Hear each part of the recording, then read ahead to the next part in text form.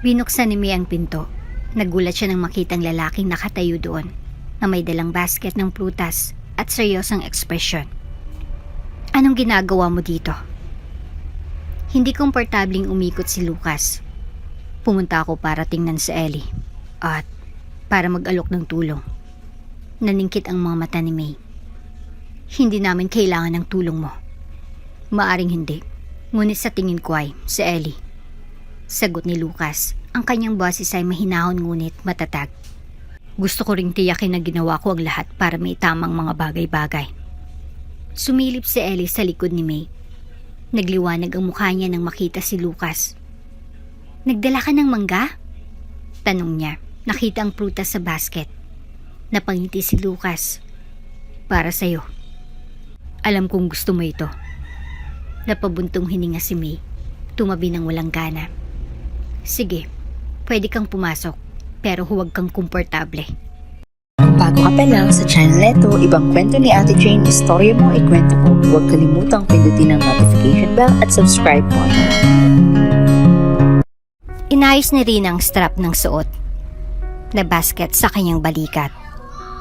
Ang matalim niyang tingin ay tumingala sa mataong kalsada sa harapan.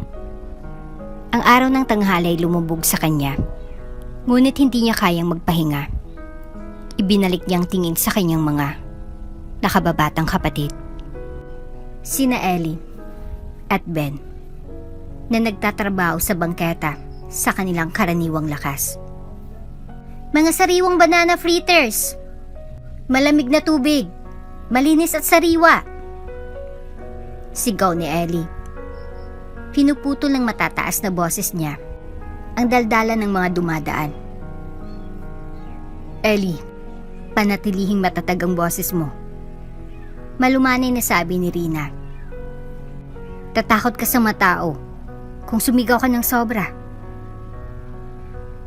Nagpout si Ellie. Hinawakan ng tray ng banana fritters malapit sa kanyang dibdib. Pero sinusubukan kong tumulong. Lagi mong sinasabi sa akin na gumawa ng higit pa. Si Ben, ang gitnang bata, ay inilibot ang kanyang mga mata. Magaling siya, Rina. Itigil mo ng pang-aapi sa kanya. Napabuntong hininga si Rina. Nababawasan ang pasensya niya. Hindi naging madali ang pagiging panganay na kapatid sa 15 gulang. Hindi ako bossing kahit kanino. Ako lang. Guys! Putol ni Ellie. Nagniningning ang mga mata. Ang daming tao dyan. Tara na! Bago pa makasagot si Rina, tumakbo na si Ellie papunta sa grupo.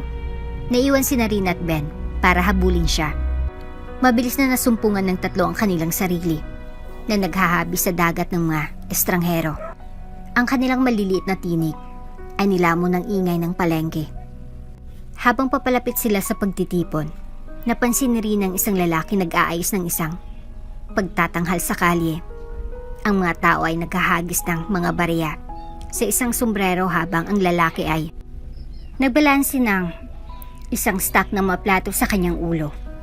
Nawalang sigla ni Ellie nang mapagtanto niyang hindi ito pulutong ng mga mamimili kundi mga manunood. Ellie, wala tayong oras para dito, sabi ni Rina, hinawakan ang kamay ng kapatid. Pero, walang pero, kailangan nating ibenta lahat bago lumubog ang araw. At tubiling sinundan ni Ellie si Rina pabalik sa kanilang pansamantalang stall, kung saan nakaupo ang kanilang ina na si May sa ilalim ng maliit na tarp. Bakas sa mukha ni May ang pagod, abalang mga kamay sa pagbabalat ng saging para sa susunod na batch ng fritters. Kamusta na? Tanong ni May nang hindi tumitingin. Hindi maayos. Pag-amin ni Rina, inilapag ang kanyang basket. Patuloy na tumatakbo si Ellie at masyadong masikip ang palengke. Sumulyap si May kay Ellie. Lumambot ang ekspresyon nito. Ayos lang, ayusin natin. Humalukip-kip si Ben. Bakit hindi na lang tayo umuwi bukas? Halos hindi na tayo nakakaabala. Kailangan nating malagpasan ito. Pagwawasto sa kanya ni Rina. At iyon lang ang mahalaga. Bumuntong hininga si May. Matigas ang boses, ngunit pagod. Tama na kayong dalawa. Tumutok sa trabaho. Pag-usapan natin ito mamaya. Nagsimulang lumubog ang araw. Pinipinta ang kalangitan sa mga kulay ng orange at pink. Ang pamilya ay nag-impake ng kanilang hindi nabentang mga kalakal. Ang kanilang espiritu ay mabigat. Habang naglalakad sila pa uwi, napansin ni Ellie ang isang makintab na itim na kotse na nakabarada sa sulok ng kanilang kalye. "Tingnan mo yan!" Bulalas niya. Hinihilang manggas ni Rina. "Napakakintab nito." "Huwag kang magambala," sabi ni Rina, bagaman hindi niya maiwasang mapatingin sa kotse. Ang kanilang buhay malayo sa karangyaan. Nakinakatawan ng kotse, ngunit nang madaanan nila ito, bumuhay ang makina na ikinagulat nilang lahat. Dahan-dahang umandar ang sasakyan. Tinted ang bintana nito, kaya madilim na hindi nila makita kung sinong nasa loob.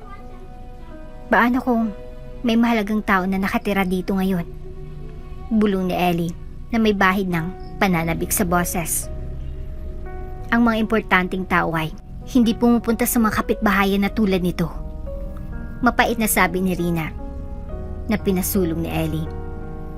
Lingid sa kanilang kaalaman, nakatingin pala ang driver ng sasakyan.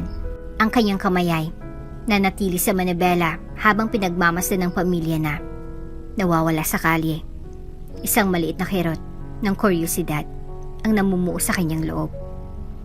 Habang lumalalim ang gabi at nanirahan ang pamilya sa kanilang simpleng tahanan, wala ni isa sa kanila ang nakakaalam kung gaano kalaki ang pagbabago ng kanilang buhay sa mga darating na araw.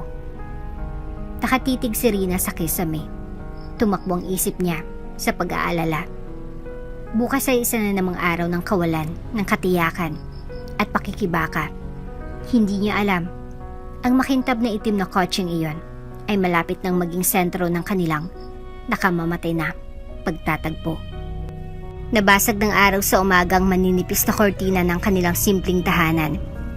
Gising na si Rina, naghanda ng mga gamit para sa araw na iyon habang ang kanyang mga kapatid ay dahan-dahang gumalaw mula sa kanilang pinagsasaluhang banig. Tahimik na umungol si May habang nagpreprito ng banana fritters. Ang kanyang mga kamay ay gumagalaw ng ritmo sa kabila ng pagod na nakaukit sa kanyang mga tampok. "Halika, Ellie. Ben, gumalaw ka na." Udyok ni Rina, hinihimas ang mga kapatid. "Kailangan nating umalis ng maaga para mahuli ang mga tao sa merkado." Napaungol si Ellie pero sumunod naman. Mabilis na hinilang suot nitong tsinelas. Si Ben, na palaging mas mabagal sa pagbangon, ay kinaladkad ang kanyang sarili sa kanyang mga paa. Bumubulong sa kanyang hininga tungkol sa kung gaano hindi patas na kailangan nilang magtrabaho araw-araw. "Hindi patas ang buhay, Ben." Putol ni Rina. Ngunit hindi tayo maaaring umupo sa paligid na naghintay na mangyari ito. Sinamaan siya ni May nang nagbabantang tingin. "Rina, hayaan mo na siya. Pagod na ang lahat." Habang sila'y paalis, ang malansang ay tahimik pa rin. Ang liwanag ng madaling araw ay nagbibigay ng mahabang anino. Dala ni Rina ang kanyang basket ng banana fritters. Si Ellie ay may hawak na tray ng mga inumin at kinaladkad ni Ben ang kanyang mga paa, hawak ang isang maliit na bag ng mga barya para sa sukli. Lumipas ang araw sa isang malabo ng malalakas na boses. Tumatawad ng mga customer at ang tuloy-tuloy na nagaslas ng mga barya na tumatama sa mga lata. Pagsapit ng tanghali, manipis na ang pasensya ni Rina. Nabuhos ni Ellie ang kalahati ng kanyang mga inumin. Nakipagtalo si Ben sa isang customer at ang kanilang mga bentay mababa sa average. "Pupunta ako sa kabilang bahagi ng palengke," anunsyo ni Ellie. Namumulang mukha niya sa pagkadismaya. "No, hindi pwede." Matalim na sabi ni Rina. "Manatili ka kung saan ka namin makikita." "Hindi ako bata." Napaatras si Ellie. Napaatras bago siya mapigilan ni Rina. "Ellie, bumalik ka!" Sigaw ni Rina, ngunit hindi nakinig si Ellie. Ibinaba ni Rina ang kanyang basket at bumaling kay Ben. "Manatili ka rito, dala ang mga gamit. Pupuntahan ko siya." Inilibot ni Ben ang kanyang mga mata ngunit tumango ito. At naka-cross leg sa tabi ng kanilang mga paninda. Si Rina ay humarap sa mga tao. Ang kanyang mga mata ay naghahanap ng maliwanag na dilaw na headband ni Ellie. Sa wakas ay nakita niya ang kanyang kapatid na babae sa kabilang kalye nang makaalis si Ellie sa gilid ng bangketa. "Ellie! Sandali!" Napasigaw si Rina. Nalunod ang boses niya sa tunog ng mga gulong. Isang makintab na itim na kotse ang bumagsak sa kalsada. Huli na sa pagpreno ng driver nito, huminto ang sasakyan at inihagis si Ellie sa lupa. Nagkalat ang tray ng mainumin sa semento. Tumigil ang puso ni Rina. Para sa isang sandali, ang mundo ay tila nagyelo. "Ellie!" Sigaw niya. Papunta sa kanyang kapatid na babae. Bumukas ang pinto ng sasakyan sa gilid ng driver at lumabas ang isang lalaki. Namutlang mukha sa gulat. Si Lucas iyon. Ang parehong lalaking nakaupo sa itim na kotse noong nakaraang araw. Lumod siya sa tabi ni Ellie. Ang boses ay mahinahon ngunit apurahan. "Humihinga pa siya. Dadaling ko siya sa ospital," sabi ni Lucas, nakatingin kay Rina. "Hindi," sigaw ni Rina. "Hindi ka namin kilala." Hindi nakipagtalo si Lucas. Marahan niyang hinawakan si Ellie at dinala sa kotse. "Maaari kang sumama sa akin, ngunit pupunta tayo ngayon." Isang segundong nag-alinlangan si Rina bago tumango. Ang takot niya sa kaligtasan ni Ellie ay pumaibabaw sa kanyang kawalan ng tiwala. Sumakay siya sa kotse. Ang bilis ng tibok ng puso niya patungo sa pinakamalapit na ospital. Sa sterile na emergency room, lumipas ang oras. Kinakabahan si Lucas habang nakaupo si Rina na nakakuyom ang mga kamay sa kandungan. After what feel like an eternity, nilapitan sila ng isang doktor. Stable siya. Ilang pasalang at may inang concussion. She'll need rest. But she'll be fine, sabi ng doktor. Naalimpungatan si Rina at napasandal siya sa upuan. Napabuntong hininga rin si Lucas na hindi niya namalayang pinipigilan niya. "Hindi mo na kailangang manatili," malamig na sabi ni Rina. Bumalik ang kanyang bantay. "Kami nang bahala sa kanya mula rito." Hindi pinansin ni Lucas ang tono niya. "Ako nang sasagot sa mga gastusin niya sa pagpapagamot. Hindi namin kailangan ng iyong tulong. It's not charity." Mariing sabi ni Lucas. "Responsibilidad ko ito." Bago pa makasagot si Rina, dumating si May sa ospital. May halong gulat at galit ang muka. "Anong nangyari?" wika niya. Bumuka ang bibig ni Rina para magpaliwanag. Pero si Lucas ang unang nagsalita. "Hindi ko sinasadyang mabangga kong iyong anak ng aking kotse. Stable na siya ngayon at sinasagot ko lahat ng gastos." Naningkit ang mga mata ni May habang pinagmamasdan siya. "At bakit ako magtitiwala sa'yo?" Sinalubong siya ni Lucas ng tingin. Panay ang boses nito. "Dahil gusto kong tumulong." Nang umalis sila sa ospital ng gabing iyon, hindi maalis ni Rina ang pakiramdam na hindi itong huling pagkikita nila ni Lucas. Isang bagay tungkol sa kanyang determinasyon ang nakakaramdam ng hindi ka nais-nais. Si May, nahawak ang mahigit na kamay ni Ellie, ay sinulyapan si Lucas habang nakatayo sa tabi ng kanyang sasakyan. Pinapanood silang umalis. Sino ba talagang lalaking iyon? Bulong ni May, higit sa kanyang sarili kaysa sa iba. Nakabitin sa hangin ng tanong habang naglalakad pa uwi ang pamilya. Hindi alam na nakagawa ng desisyon si Lucas na magpapabago sa kanilang buhay magpakailanman. Ang mga araw pagkatapos ng aksidente ay tense. Si Ellie, bagamat gumaling ng mabuti, ay nanatiling tahimik. Isang pambihirang pag-alis sa kanyang karaniwang daldal. Mas masusing binantayan ni May ang kanyang mga anak at pinagbabawalan silang maglibot ng napakalayo sa bahay o sa isa't isa. Si Rina ay nagsumikap ng higit pa kaysa dati na dinoble ang kanyang pagsisikap na makabawi sa oras na nawala habang si Ellie ay gumaling. Hindi niya maiwasang isipin si Lucas. Ang kanyang determinasyon na manatiling kasangkot pagkatapos ng aksidente ay sumingit sa kanya.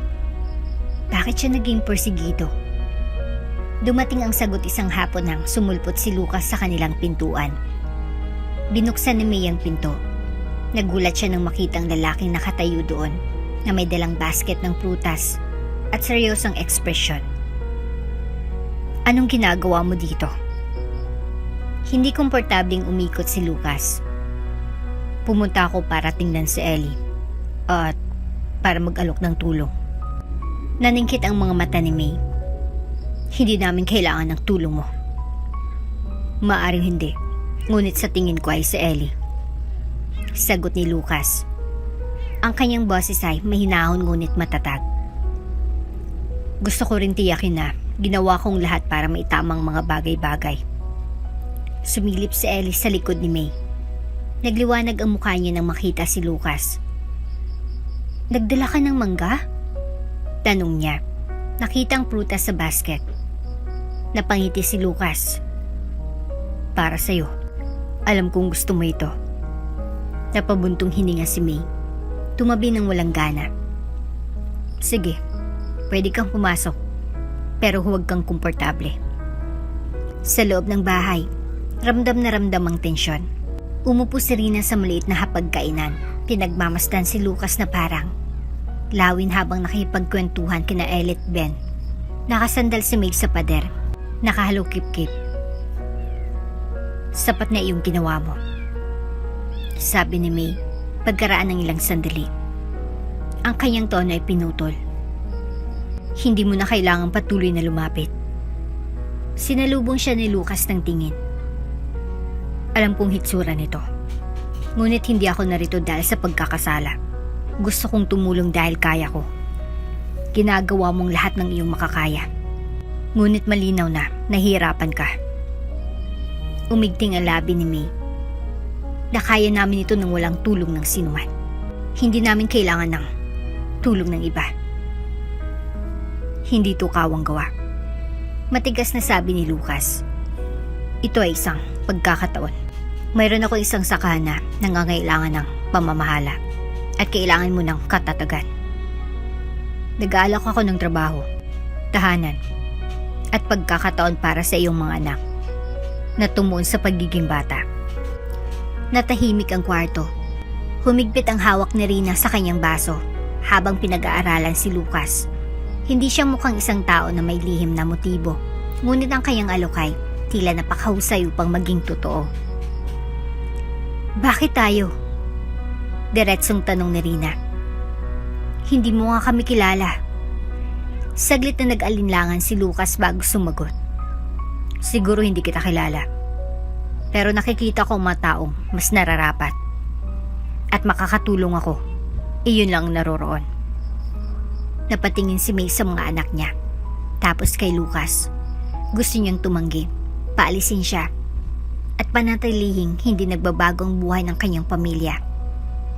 Ngunit ang ngiti ni Ellie habang hawak niyang mangga ay ang kislap ng pag-asa sa mga mata ni Ben ay napatigil sa kanya. Kailangan ko ng oras para pag-isipan ito. Sa wakas ay sinabi ni May, gawin ang lahat ng oras na kailangan mo. Sabi ni Lucas, nakatayo. Ngunit alamin ng aking alok ay tunay. Pag-alis niya, sinundan siya ni Rina sa pintuan. Kung nagsisinungaling ka o may hidden agenda ka, malalaman ko. Lumingon si Lucas sa kanya. Hindi mabasa ang ekspresyon nito. Wala kong aasahan na mas mababa. Nang gabing iyon, natutulog si May. Nagre-replay sa kanyang isipan ang mga salita ni Lucas. Ang kanyang mga anak ay karapat-dapat sa isang mas mahusay na buhay. Ngunit maaari ba siyang magtiwala sa isang estranghero upang iligtas ito? Hindi niya maalis ang pakiramdam na ang pagsasabi ng oo ay magbabago sa lahat. Sa mabuti, umas masahol pa. Samantala, nakaupo si Lucas sa kanyang sasakyan, nakabarada sa gilid ng kanilang lugar. Napatitig siya sa dashboard, umigting ang panga. Kailangan nilang malaman. Bulong niya sa sarili, ngunit kailangan ng tamang oras. Inabot niyang litrato sa kanyang glove compartment ang mukha ng isang babae na nakangiting pabalik sa kanya. Isang babaeng mukhang pamilyar kay May. Tumayo si May sa tabi ng bintana kinaumagahan. Nakatingin sa makipot na kalye, gulong-gulo ang maisip niya. Ang alok ni Lucas ay parang isang pagtakas mula sa kanilang walang katapusang cycle ng kanilang pakikibaka. Ngunit hindi madali ang pagtitiwala sa kanya. Isang estranghero na sumulpot ng wala saan. Nag-aalok ng mga solusyong masyadong perpekto para paniwalaan. Hindi ito bagay sa kanya. Sa kanyang likuran, maras na bumubulong si Rina kay Ben. Hindi namin siya papayagan. Ang lalaking ito, si Lucas, may tinatago siya. Bakit gagawin ng sino man ang lahat ng ito para sa mga taong halos hindi nila kilala? Paranoid ka lang. Ungol ni Ben habang nakatingin sa lumang deck ng mga baraha na binabasa niya. Kung ang ibig sabihin nito ay hindi na magbenta ng banana fritters sa araw, I'm all for it. Lumingon si May sa kanila, seryoso ang ekspresyon. Kayong dalawa, tama na. Wala pa akong napagdesisyonan. Mag-usap tayo ngayong gabi bilang isang pamilya. Nang gabing iyon, umupo silang anim sa paligid ng kanilang maliit na hapagkainan. Pabigat ang hangin sa pag-asa. Ipinaliwanag ni May ang alok ni Lucas. Ang kanyang tono ay neutral. Ngunit ang kanyang mga mata ay kumikislap sa pagdududa. Agad na lumiwanag ang mukha ni Ellie. Pwede ba tayong manirahan sa bukid? Kasamang mga hayop at lahat? Hindi ito bakasyon, Ellie. Putol ni Rina. Gusto niyang magtrabaho tayo doon. So ano? Binatukan ni Ben. Mukhang mas maganda ito kaysa sa ginagawa natin ngayon. Wala akong tiwala sa kanya. Diretsong sabi ni Rina. May mali sa buong bagay na ito. Nagtaas ng kamay si May para patahimikin sila. Karapatang mag-ingat si Rina. Ngunit si Lucas ay naging mabait mula nung aksidente. Paano kung ito ay isang daya, nanay? Wika ni Rina. Nag-alinlangan si May. Pagkatapos, sa pagtataka ng lahat, nagsalita si Ellie. Ang kanyang boses ay mahina ngunit matatag. Tinulungan niya ako nung nasaktan ako. Hindi niya kailangan ngunit ginawa niya. Sa tingin ko dapat natin siyang bigyan ng pagkakataon. Natahimik ang kwarto. Tumingin si May sa kanyang mga anak. Tinitimbang ang kanilang pag-asa laban sa kanyang mga takot. Sa wakas, bumuntong hininga siya. Susubukan natin. Sabi niya. But if anything feels wrong, alis kami agad. Walang tanong-tanong. Kinabukasan, dumating si Lucas na may dalang pick-up truck. Ang likod ay natambak ng mga gamit. Ang mga bata ay napuno ng pananabik, maging si Rina, kahit na tinakpan niya ito ng kanyang karaniwang pagdududa. Mahabang paglalakbay patungo sa bukid, ngunit nang makarating sila, nakahinga sila ng maluwag. Ang mga gumulong patlangay nakaunat sa lahat ng direksyon. Napuno ng mga puno at maliliit na kamalig. Ang farmhouse ay katamtaman ngunit mas maluwag kaysa sa kanilang masikip na tahanan sa lungsod. Dito kayo titira, sabi ni Lucas. Pinapasok sila sa loob. Maraming lugar para sa lahat at sa kusina ay puno ng sapat na pagkain para sa isang sandali. Pinagbasta ng mga mata ni May ang kawalan. Tumatakbo ang kanyang isip. Ito ay masyadong mabuti. Masyadong perpekto. Bakit mo ba talaga ginagawa ito? Tahimik niyang tanong sa kanya. Tag-alinlangan si Lucas. Bumaba ang tingin niya sa sahig. Let's just say, I have my reasons. Ngunit ipinapangako ko, wala itong makakasama sa inyo o sa iyong mga anak. Bago pa makapindot pa si May, isang malakas na kalabog ang nanggaling sa labas. Lahat sila'y nagmadaling lumabas upang mahanap ang isa sa mga kamalig na nasusunog. Manatili ka rito. Sigaw ni Lucas. Tumakbo patungo sa apoy. Hinawakan ni May ang mga bata. Hinila sila pabalik habang umuusok ang usok sa langit. Tumibok ang puso ni Rina habang pinagmamasdan si Lucas na nawala sa apoy. Anong meron doon? Tanong ni May sa isang trabahador na tumatakbo. Basta, ang lumang kagamitan. Sabi ng lalaki. Ngunit kung apoy ay kumalat sa iba pang mga gusali, ito ay delikado. Ang mga minuto ay tila mga oras habang umuungol ang apoy. Tang may isip ni May na hindi na babalik si Lucas, sumulpot siya, umuubong ngunit hindi nasaktan sa kanyang mga kamay. Bitbit niya ang isang maliit at nakakandadong kahon. Ano iyon? Tanong ni May na nanginginig ang boses. Hindi sumagot si Lucas. Pasimple niyang hinawakan ng mahigpit ang kahon. Hindi babasang ekspresyon. Kinagabihan, matapos maapula ang apoy, nadatnan ni May si Lucas na nakaupo sa balkonahe, kasamang kahon sa tabi niya. Anong meron doon? Tanong niya ulit. Sinulepan siya ni Lucas. Natabunan ng madilim na liwanag ang mukha nito. Isang bagay na dapat ay sinabi ko sa iyo ng mas maaga. Kumalabog ang tiyan ni May. Anong tinatago mo, Lucas? Hindi siya nakasagot kaagad. Sa halip, binuksan niya ng dahan-dahan ng kahon na nagpapakita ng isang salansa ng malitrato at isang gusot na sulat. Lumapit pa si May. Habol ang hininga sa kanyang lalamunan nang makilala niya ang isa sa mga mukha sa mga larawat. Ito ay isang mas batang version ng kanyang sarili. Nakatayo sa tabi ng isang babae na kamukhang kamukha niya. Habol ang hininga ni May habang nakatitig sa kupas na litrato sa mga kamay ni Lucas. Ang babaeng nasa tabi niya sa larawan ay may parehong matatalas na mata, parehong maselang katangian, ngunit hindi siya iyon. Si Elena iyon. Matalik niyang kaibigan, ang babaeng minsang tinawag niyang kapatid, ang babaeng namatay ilang taon nang nakakaraan. Paano ka nagkaroon nito? Ang boses ni May ay halos hindi napigilan ng bulong. Pinasadahan ni Lucas ng kamay ang kanyang buhok. Huminga ng malalim. Dahil kapatid ko si Elena. Halos tumigil ang puso ni May. Napaatras siya ng isang hakbang. Umiling-iling. Hindi pwede iyon. Tumango si Lucas. Malungkot ang kanyang ekspresyon. Matagal na siyang umalis ng bahay. Hindi siya pinatawad ng aking mga magulang dahil dito.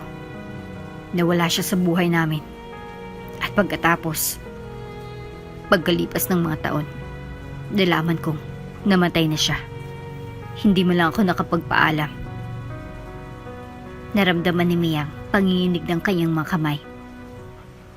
Hindi niya sinabi sa akin na may pamilya siyang naghahanap sa kanya. Hindi siya magkakaroon. Pag-amin ni Lucas, siya ay matigas ang ulo, tulad ko.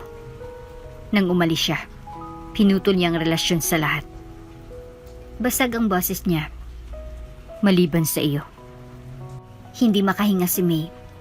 Ang bigat ng katotohanan ay dumurog sa kanya. At ang mga bata, patuloy ni Lucas. Mga pamangkin ko sila, hindi ba? Napalunok siya ng mariin. Sila ay kanya. Bulong ni May. Ngunit pinalaki ko sila bilang sarili ko. Namayaning katahimikan sa pagitan nila, makapalat, nakakasakal. Dapat sinabi mo sa akin. Sa wakas ay sinabi ni Lucas, ang kanyang tono ay mas malambot na ngayon. thought it mattered. Pag-amin ni May. Kilala lang nila ako bilang nanay nila. Ayaw kong maramdaman nilang iniwan sila. Pinunasan ni Lucas ang kanyang noo, dahan-dahang tumango. Naiintindihan ko. Pero May, deserve nilang malaman ng totoo. Naikuyom ni May ang kanyang mga kamao. Hindi. Nagdilim ang mga mata ni Lucas. Hindi mo ito matatago sa kanila magpakailanman. Kailangan ko. Sabi niya, ang kanyang boses ay mabangis. Nangako ako kay Elena na poprotektahan ko sila. At nangangahulugan iyon ng pagprotekta sa kanila mula sa sakit na malaman na sila ay naiwan. Pinag-aralan siya ni Lucas ng matagal. Saka bumuntong hininga. Hindi kita pipilitin. Hindi pa. Napaiwas ng tingin si May. Bumalat sa kanyang guilt. Ang katotohanan na ay lumabas. Ngunit hindi siya handa na hayaang sirain nito ang lahat ng kanyang itinayo. Noong gabing iyon, halos hindi nakatulog si May. Sa tuwing ipipikit niya ang kanyang mga mata, nakikita niya ang mukha ni Elena, ang kanyang mainit na ngiti. Ang kanyang mahuling salita bago siya namatay. Ipangako mo sa akin, May. Panatilihing ligtas sila. Nangako siya at hindi niya sisirain ang pangakong iyon ngayon. Kinaumagahan, ibang pakiramdam, mas tahimik si Lucas, pinagmamasdan ng mga bata na hindi mabasang ekspresyon. Si Rina na laging naghihinala ay napansin agad. Anong meron sa kanya? Bulong niya kay Ben habang kumakain sila ng almusal. Naghibit balikat si Ben. Siguro sa wakas ay napagtanto niya na masyado tayong problema. Sinamaan sila ni May ng tingin. Ngunit bago pa man niya ito mapagalitan ay may kumatok sa pinto.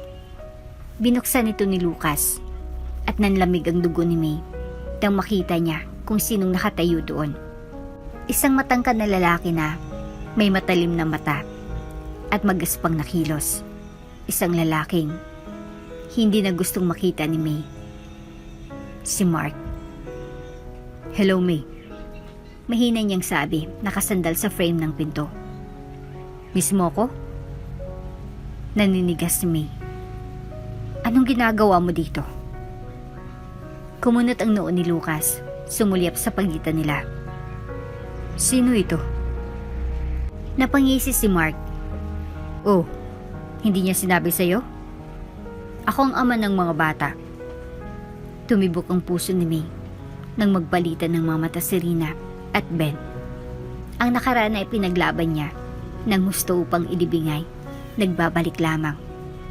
Ang madaliri ni May ay pumulupot ng mahigpit na mga kamao sa kanyang tagiliran habang nakatitig kay Mark ang kanyang pulso. Ang patingin-tingin lang sa kanya ay nagbabalik ng mga alaala na matagal niya nang ibinaon. Mga alaalang ayaw niyang balikan. Napatingin si Lucas sa pagitan nila, naningkit ang mga mata. Ikaw ang ama ng mga bata? Ngumisi si Mark, pumasok sa loob ng hindi inanyayahan. Tama ka. Biglang tumayo si Rina na kanina patahimik na nagmamasid sa tensyon. Imposible iyon. Ibinaling ni Mark ang matalim na tingin sa kanya. Ito ba? Ang mga kamay ni Rina ay pumutok sa mga kamao. Kahit kailan hindi ka nandun. Kung ikaw ang ama namin, where the hell have you been?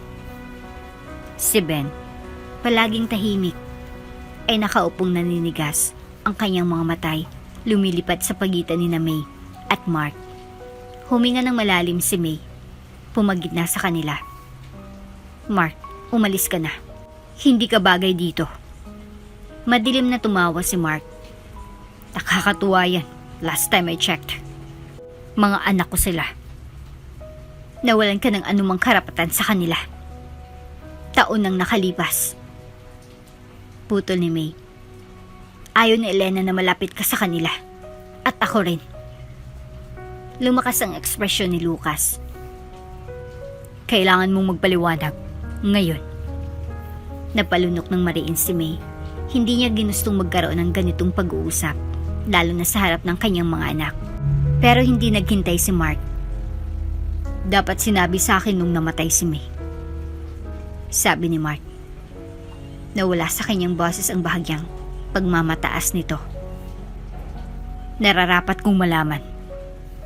She didn't deserve anything. Sambit ni May. Umalis si Elena dahil sa'yo. Tumakbo siya para protektahan sila. At nang wala na siya, ginawa kong gusto niya. Ako mismo nagpalaki sa kanila. Napawi ang ngisi ni Mark sa unang pagkakataon. Mukhang siya talagang apektado. Hindi ko alam. Nag-alab ang galit ni May. Iyon ay dahil hindi ka nagmamalasakit. Na malaman. Nakakabingi ang sumunod na katahimikan. Tinitigan ni Narina at Ben ang kanilang ina. Hindi mabasa ang kanilang mga ekspresyon. Sa wakas ay nagsalita si Lucas. Nasusukat ang kanyang tono.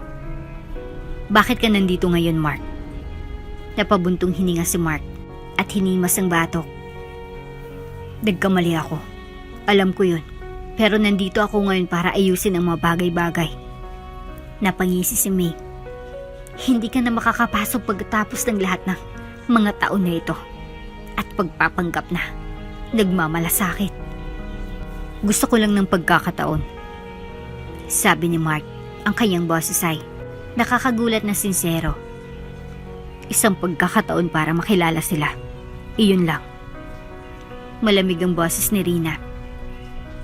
Hindi ka namin kailangan. Natigilan si Mark pero tumango. Deserve ko yan. Nanlilisik ang mga mata niya kay Lucas. At ikaw, sino ka naman? Ang bago nilang ama? Hindi nag-react si Lucas. Ako ay isang tao na talagang nagmamalasakit sa kanila. Tumawa ng mapait si Mark. Tama ba? Naikuyom ni May ang kanyang panga. Mark, I swear, kung susubukan mong kunin sila. Hindi ako nandito para kunin sila. Putol ni Mark. Ngunit, ako ay babalik. Dahil doon, tumalikod siya at naglakad palabas. Nag-iwan ng matinding katahimikan. Isang nanginginig na hininga ang pinakawala ni May. Gumugulo ang kanyang isipan. Pagkatapos, ang boses ni Rinay pumutol sa katahimikan na parang kutsilyo. At sinungaling ka sa amin. Bumagsak ang puso ni May nang humarap siya sa kanyang anak. Tahimik ang boses ni Ben ngunit puno ng pagtataksil. Sinabi mo sa amin na patay ng mga magulang namin. Napapikit si May saglit. Kinawa kong sa tingin ko ay pinakatama. Dapat sinabi mo sa amin. Bulong ni Rina. Napabuntong hininga si Lucas. Hindi pa ito tapos. Alam ni May na tama siya. Bumalik si Mark at may nagsabi sa kanya na hindi siya aalis ng ganun kadali. Nakakagigil ang katahimikan sa loob ng bahay. Ramdam ni May ang bigat ng mga tinig ng kanyang mga anak na parang bagyong sasabog na sa kanya. Nagsinungaling ka sa amin. Muling sabi ni Rina. Mas matalas ang boses niya sa pagkakataong ito. Hilaw sa pagtataksil. Parang natuyo ang lalamunan ni May. Ginawa kong lahat ng dapat kong gawin para protektahan ka. Kayo. Mula sa ano? Tanong ni Ben. Na matigas ang panga. Mula sa pagkakaalam ng katotohanan? From knowing that we have a father out there who just iniwan lang kami? Kumalabog ang tiyan ni May. Ben, hindi ganun kadali. Then make it simple. Putol ni Rina. Nakahalukip-kip. Sabihin mo sa amin ang totoo. Lahat ng ito ngayon. Tahimik na nakatayo si Lucas malapit sa pintuan. Ang kanyang presensya ay isang matatag na pwersa sa gitna ng kaguluhan. Alam ni May na hindi siya makikialam maliban kung kinakailangan. Ngunit ramdam niya ang titig na tumihimok sa kanya na maging tapat. Napalunok siya ng mariin. Ang iyong ina, si Elena, ay aking matalik na kaibigan. Siya at si Mark ay magkasama minsan. Ngunit ang mga bagay, naging masama. Hindi siya palagi ang lalaki nakikita mo ngayon. Mas malala siya.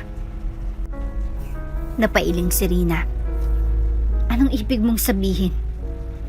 Napabuntong hininga si May. Hinawakan ang gilid ng mesa. Nakokontrol niya.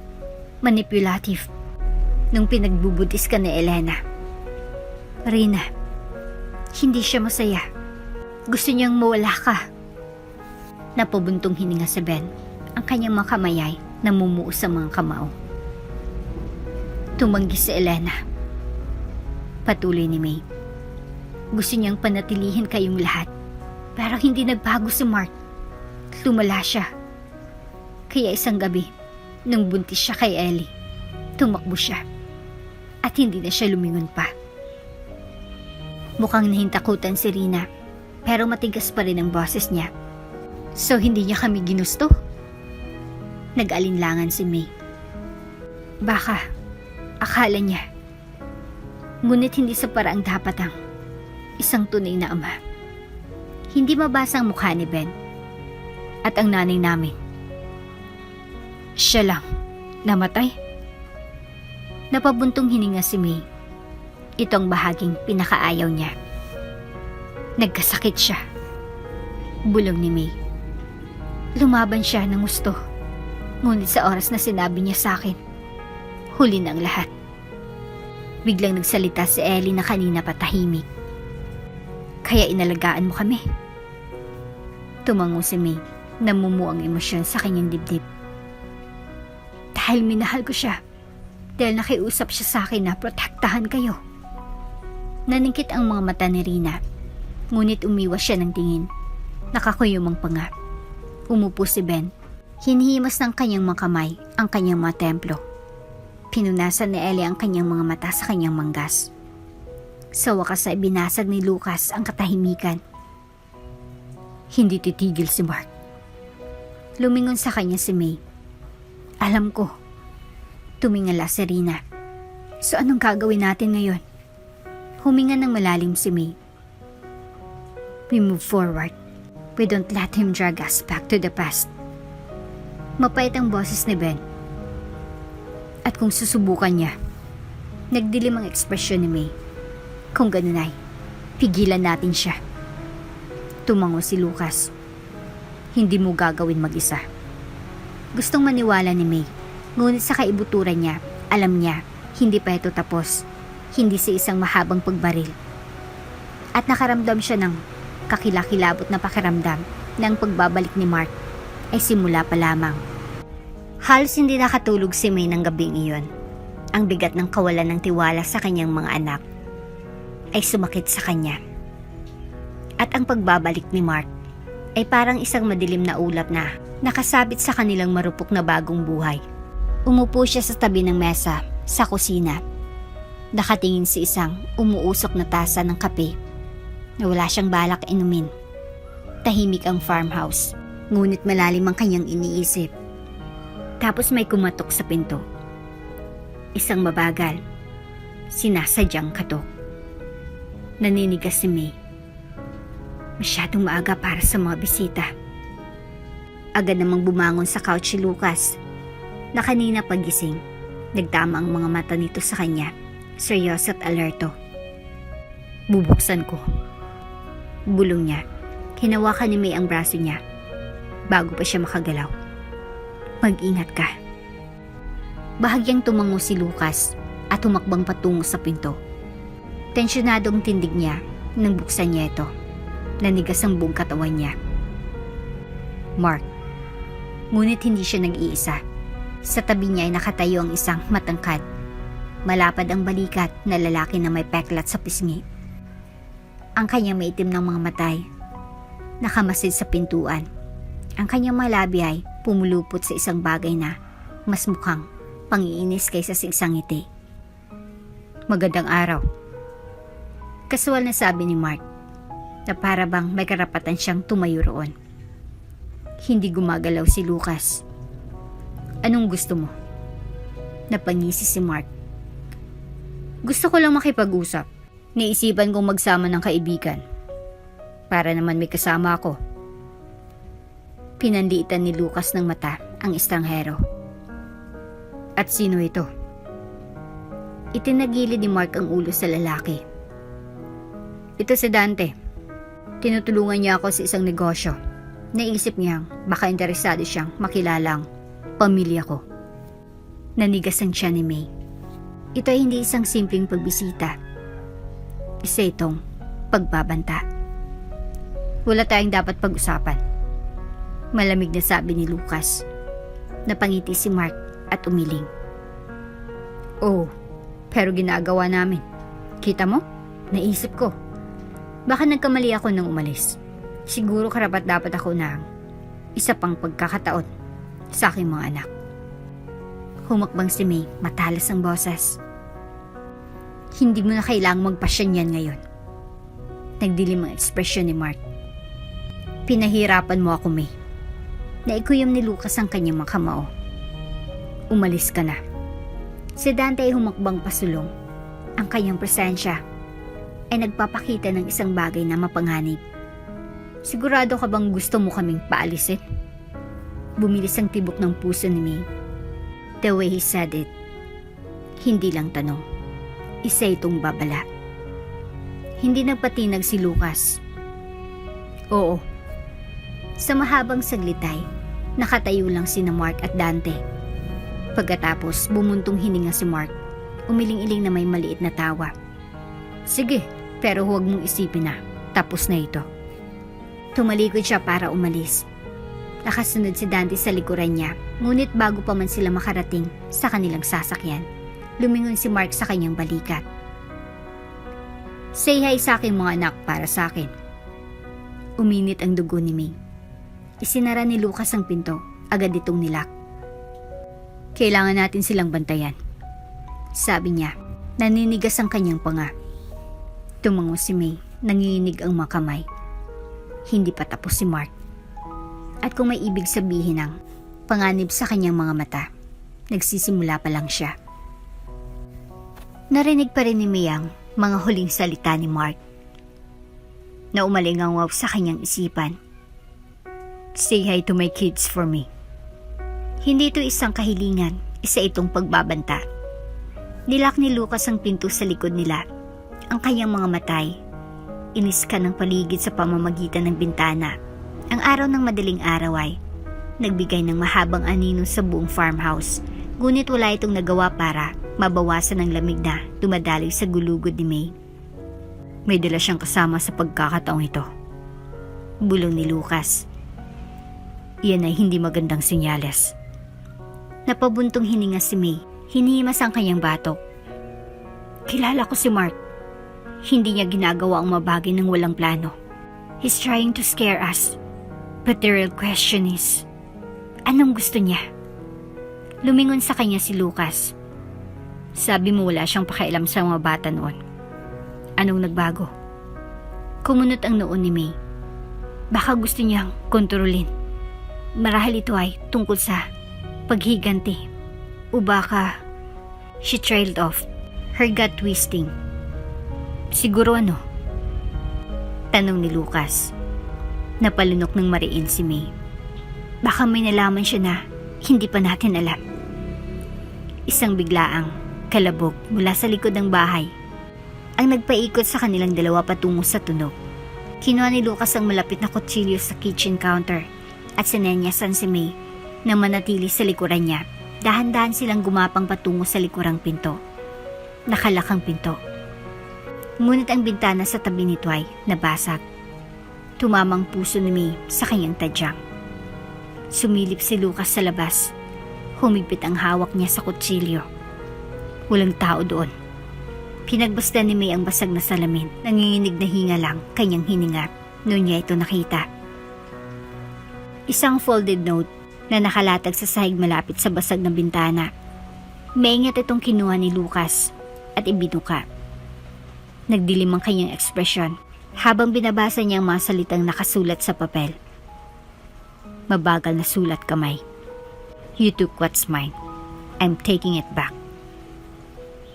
Bumaba ang tiyan ni May. Mark, bulong niya. Umigting ang panga ni Lucas. Naglalaro siya. Gusto kanyang matakot. Well, it's working. Pag-amin ni May at niyakap ang sarili. Huminga ng malalim si Lucas at lumingon sa kanya. May, I think it's time na sabihin natin sa mga batang lahat. Kailangan nilang malaman kung anong nangyayari. Nag-alinlangan si May. Ayoko matakot sila. Sila na. Mahinang sabi ni Lucas.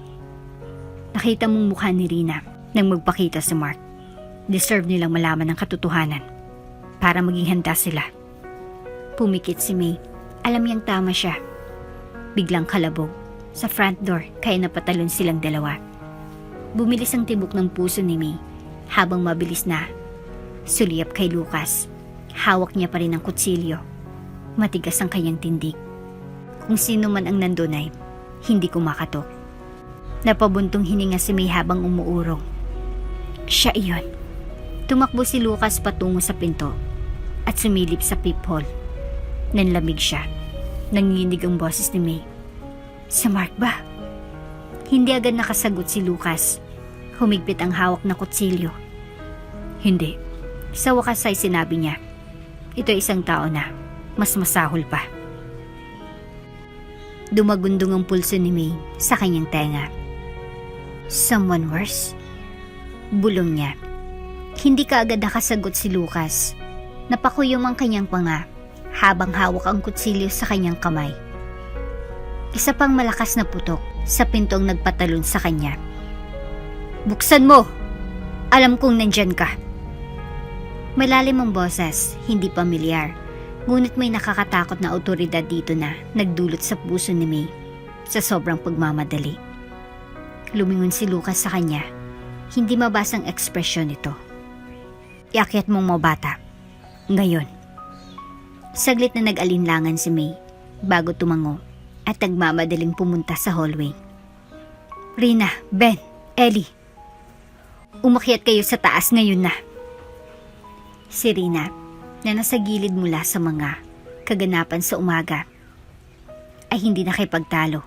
Hinawakan niyang kamay ni Ellie at kinalalkad siya patungo sa hagdan. Nang nawala sila sa paningin, lumingon si May kay Lucas na pumesto sa pinto. I swear, kapag hindi mo bubuksan ang pintong ito, sisirain ko ito. Garalgal ang boses sa labas. Huminga ng malalim si Lucas bago binuksan ang pinto at hinila ito pabukas. Nakatayo sa pintuan isang lalaking hindi pa nakikita ni May. Matangkad, parang pader, at puno ng mga galos. Ang kanyang maitim ng mga mata ay unang dumako kay Lucas. Pagkatapos ay lumapit kay May. Tinatasa siya sa isang intensity na nagpagapang sa kanyang balat. Hinawakan ni Lucas ang kanyang mga balikat. Sino ka? Ngumisi ang lalaki. Hindi ako pinakilala ni Dante. Ang duwag ay mahilig magpadala ng mga mensahe ngunit hindi siya mismong naghatid nito. Bumaba si Dante kasama ni Mark. Anong gusto mo? Tanong ni Lucas. Ngumising lalaki. Naparito ako para maghatid ng mensahe mula kay Mark. Hinanda ni May ang sarili. Anong mensahe? Itinagilid ng lalaki ang kanyang ulo. Gusto ni Mark kung anong kanya at kung hindi niya makuha ito. Lumipat ang kanyang tingin sa hagdanan. Humakbang pasulong si May. Nagiging yelo ang dugo niya. Kung hindi niya makuha, no? Tanong niya. Lumawak ang ngiti ng lalaki. Hindi lang mga batang gusto niya, sweetheart. Hinayaan niyang sumabit sa hangin ang mga salita. Gusto ko rin niya. Napabuntong hininga si May. Ang pagkakahawak ni Lucas sa kutsilyo, humigpit. Bahagyang napaatras ang lalaki na parabang nasiyahan sa kanilang mga reaksyon. Pag-iisipan ko mabuti kung sabing hindi, May. Naging batyaga si Mark, ngunit hindi siya maghintay, magpakailanman. Nakakuyong ang mga kamay ni May. Sabihin mo kay Mark na hindi ako interesado sa kanya. Isang mahinang tawang pinakawalan ng lalaki. Diyan ka nagkakamali. Siya'y darating para sa inyong lahat. Dahil doon, tumalikod siya at naglakad palayo. Naiwan sina May at Lucas na nakatayong nakapermi sa pintuan. Nakakabingyang katahimikan. Dahan-dahang bumuntong hininga si Lucas. Tumataas siya. Napalunok ng mariin si May. Alam ko. Kailangan nating maging handa. Patuloy ni Lucas, malungkot ang boses. Hindi lang basta nananakot ngayon si Mark. Darating siya. Tumango si May, naninikip ang dibdib. Kinugol niya ang kanyang buong buhay sa pagprotekta sa mga bata mula sa nakaraan. Ngunit ngayon, ang nakaraan ay panghuli sa kanila. Wala siyang ideya kung paano ito pipigilan. Nilak ni May ang pinto nang mawala ang estranghero sa maruming kalsada. Nanginginig ang madaliri habang pinihit ang trangka. Nanatiling tahimik si Lucas. Mahigpit na nakahawak sa kutsilyo na pumuti ang kanyang mga buko. Umigting ang kanyang panga, kontrolado ang kanyang hininga. Pero masasabi ni May na halos hindi niya na pinipigilan ang kanyang galit. Gusto ko niya. Matigas na boses niya, parang acid ang mga salita sa bibig niya. May let out a shaking breath, rubbing her arms na para bang pupunasan niya ang lamig ng nangyari. Lagi nang gustong kontrolin ni Mark. Wala siyang pakialam sa mga bata noon. Ngunit ngayon ay kumikilos siya na parang sila'y isang premyo na mapanalunan. Lumingon si Lucas sa kanya. Mas matalas ang boses nito kaysa kanina. Hindi na ito tungkol sa mga bata. Ito ay tungkol sa iyo. Hindi lang silang gusto niya. Gusto kanyang isama. Kumalabog ang siya ni May. Ito ay mas masahol pa kaysa sa naisip niya. Handa siyang labanan si Mark kung susubukan itong kunin ang mga bata. Pero, kung gusto rin niya ito, ibig sabihin, hindi lang siya naghihiganti. Ito ay personal. Palakad-lakad si Lucas sa sahig. Ang kanyang isip ay gumagawa ng dose-dose ng posibleng solusyon. Hindi tayo maaring manatili dito, sabi niya sa wakas. Hindi na ligtas ang lugar na ito. Kumirot ang puso ni May sa naisip. Saan tayo pupunta? Napabuntong hininga si Lucas. Sa isang lugar na hindi alam ni Mark. Isang lugar na makukontrol natin ang sitwasyon. Nag-alinlangan si May. Nagtayo siya ng buhay dito para sa mga bata. Inaasahan niyang magkakaroon na sila ng bahay, ngunit malinaw ang katotohanan. Kung mananatili sila, pupunta si Mark para sa kanila. Bago pa man siya makapagsalita ay may mga yabag ng paa pababa ng hagdan. Unang lumitaw si Rina, kasunod sina Ben at Ellie. Anong nangyayari? Tanong nila. Narinig namin ang lahat. Sinulyapan ni May si Lucas, ngunit bago pa man makabuo ang alinman sa kanila ng isang malambot na bersyon ng katotohanan, pinutol ni Ben. Pupunta siya para sa atin, hindi ba? Panay ang boses niya, pero kitang-kita ni May ang takot sa mga mata niya. Tumango si May, nandidiri sa paraan ng pagdilim ng kanilang mga mukha sa kumpirmasyon. Kailangan nating umalis. Simpleng sabi ni Lucas. Humalukip-kip si Rina. Hindi. Nanlaki ang mga mata ni May.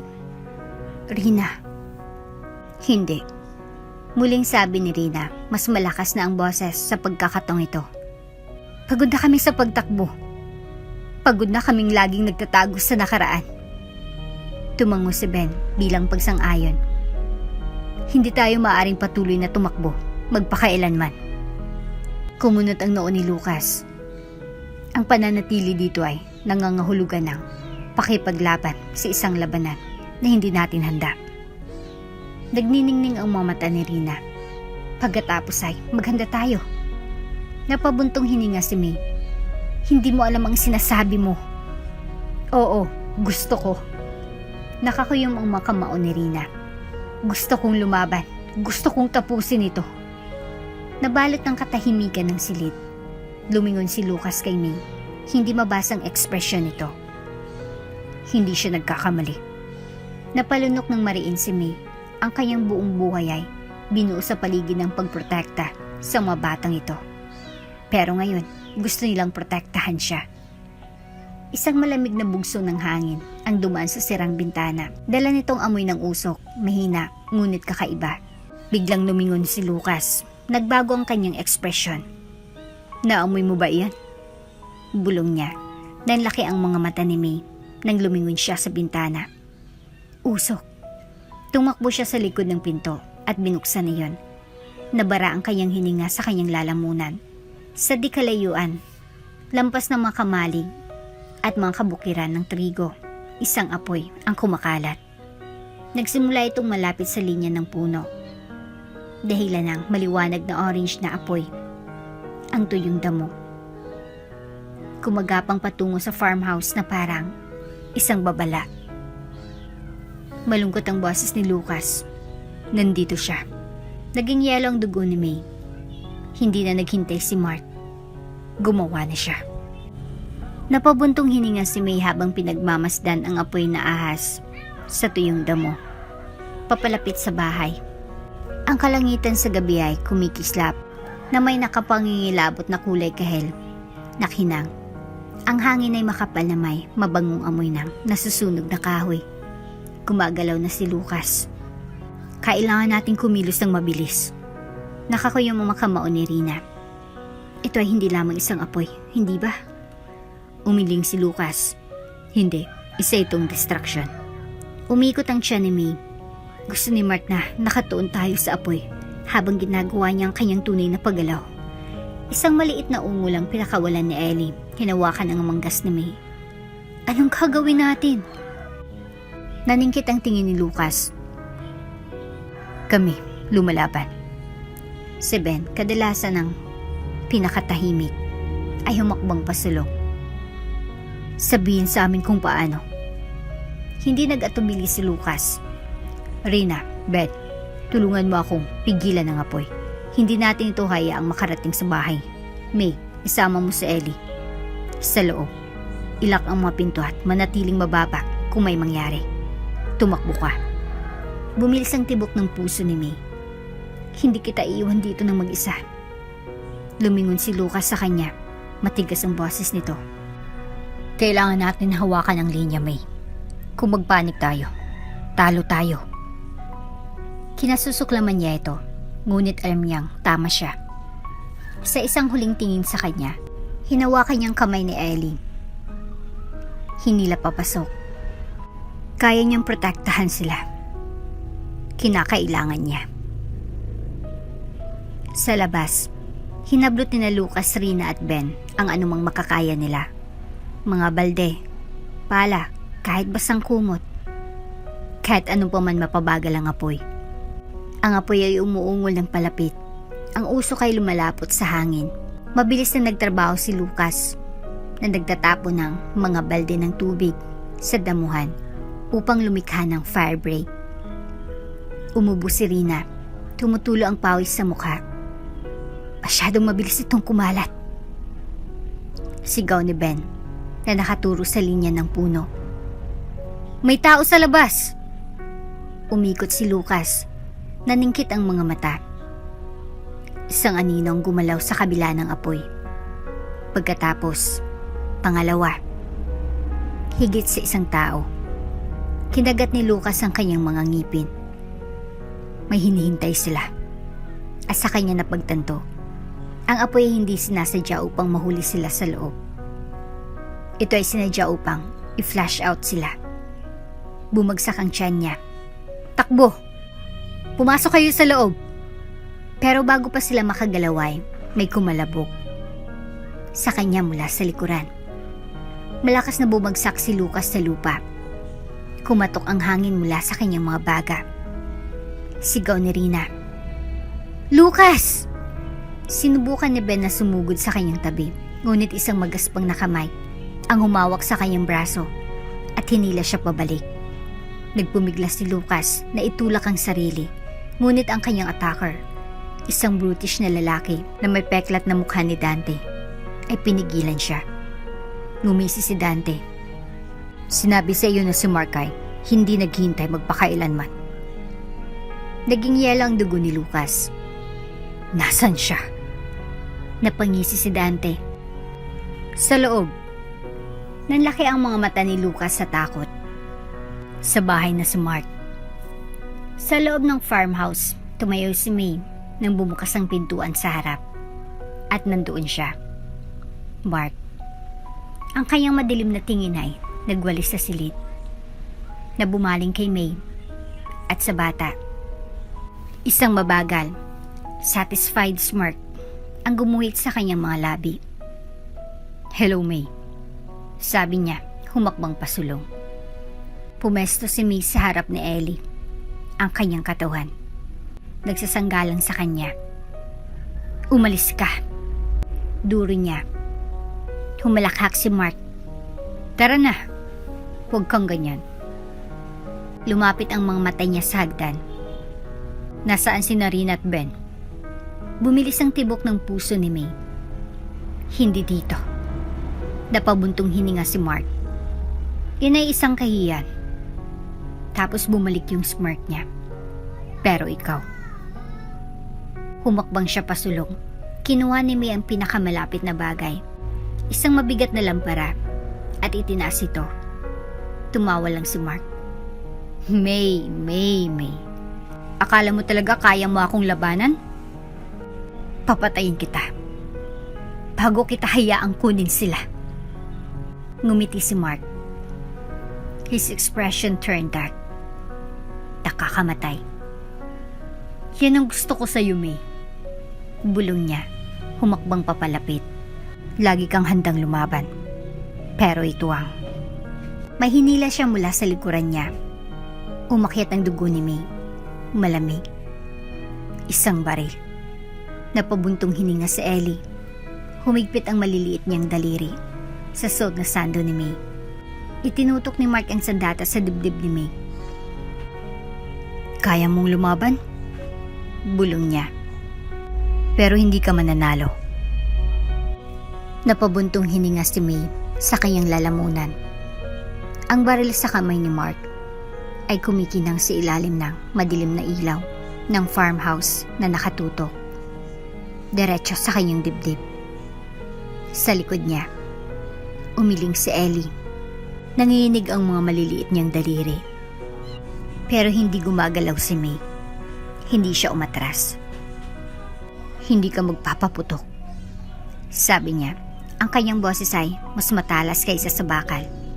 Tumawa si Mark. Ikiniling ang kanyang ulo.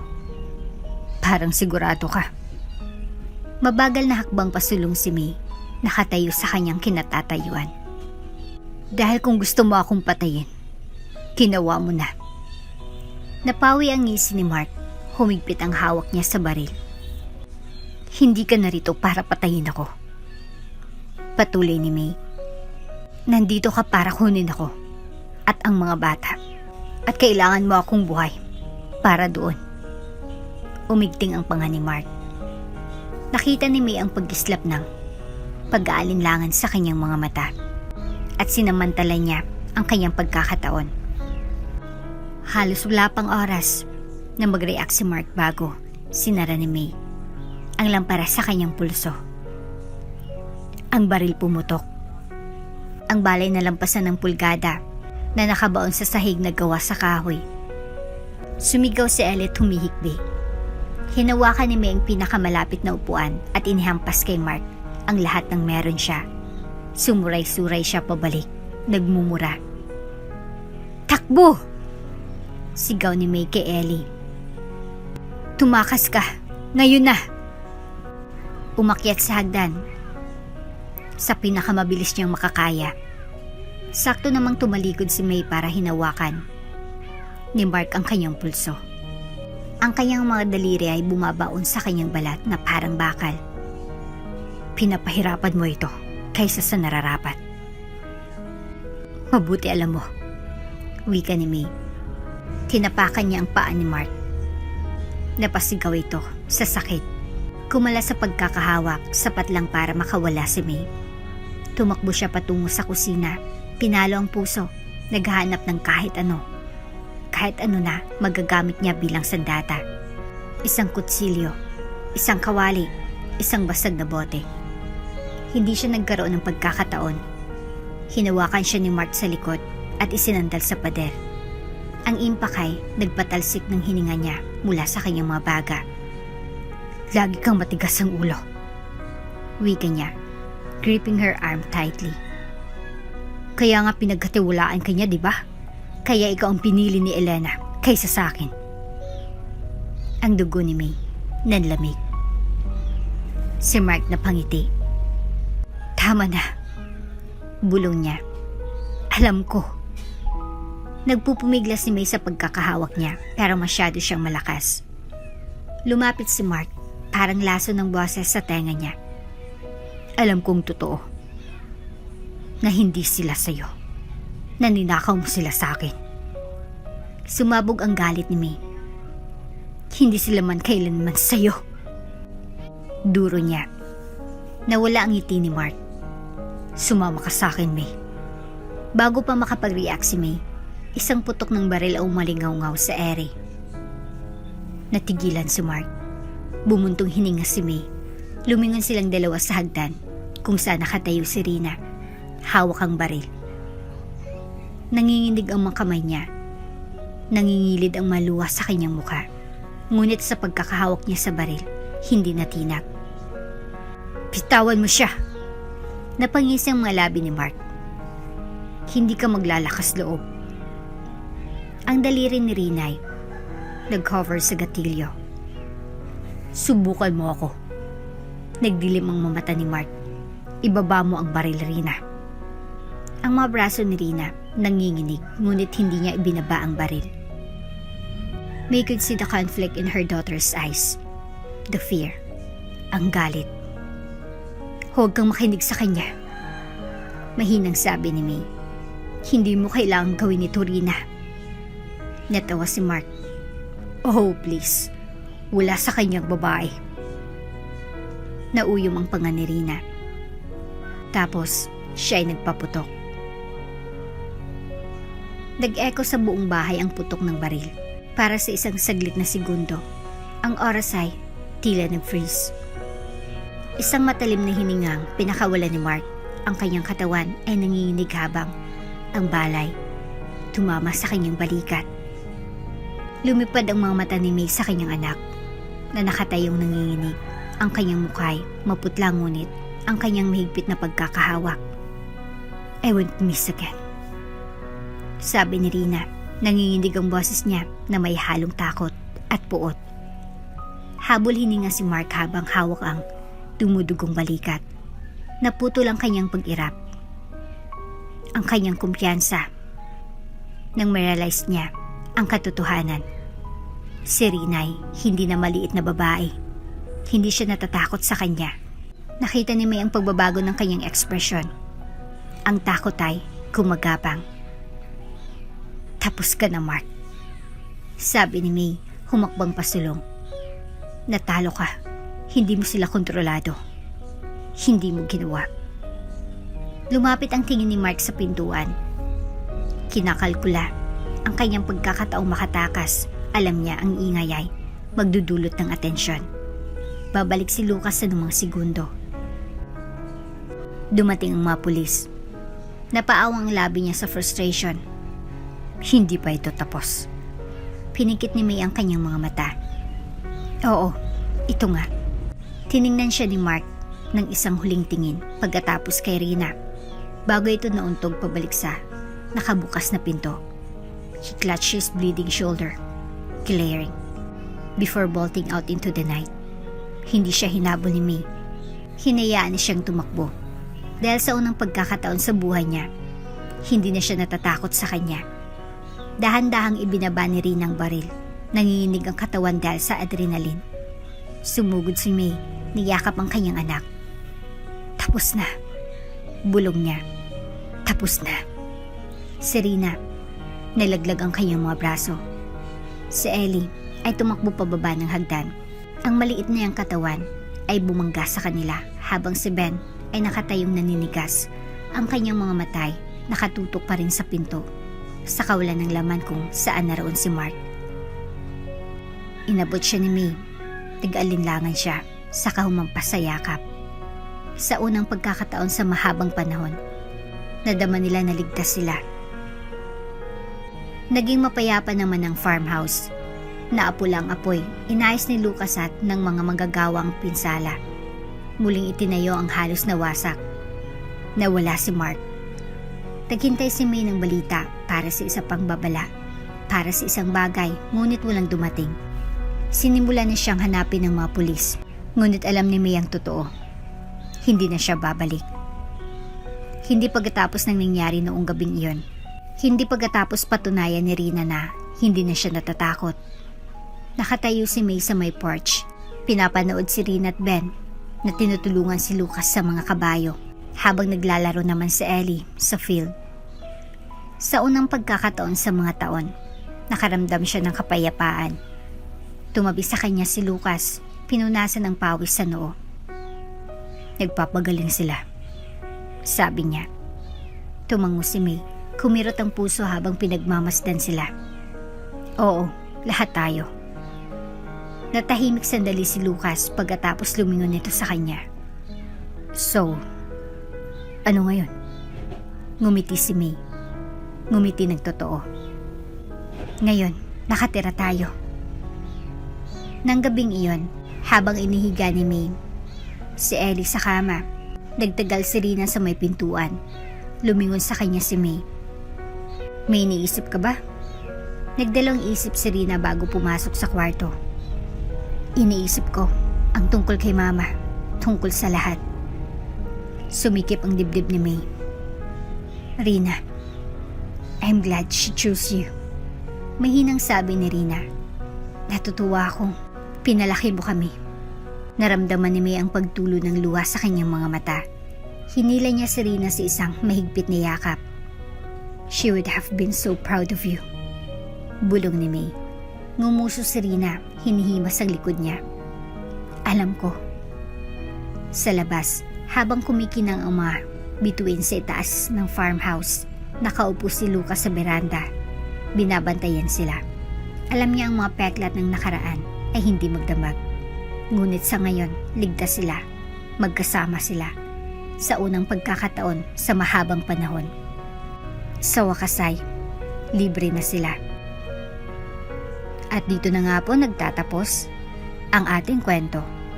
Hanggang sa muli. Shoutout nga pala kay Merlylin. Ang sabi niya, Happy weekend, Ate Jane. Thanks again for upload. Another amazing, wonderful, and beautiful story. Listening from Athens, Greece. God bless you and more power. Maraming salamat po, Ma'am Merlylin, sa walang sawang pakikinig sa aming mga kwento. Bago ka pa lang sa channel neto, ibang kwento ni Ate Jane, istorya mo, ikwento ko. Huwag kalimutang pindutin ang notification bell at subscribe button.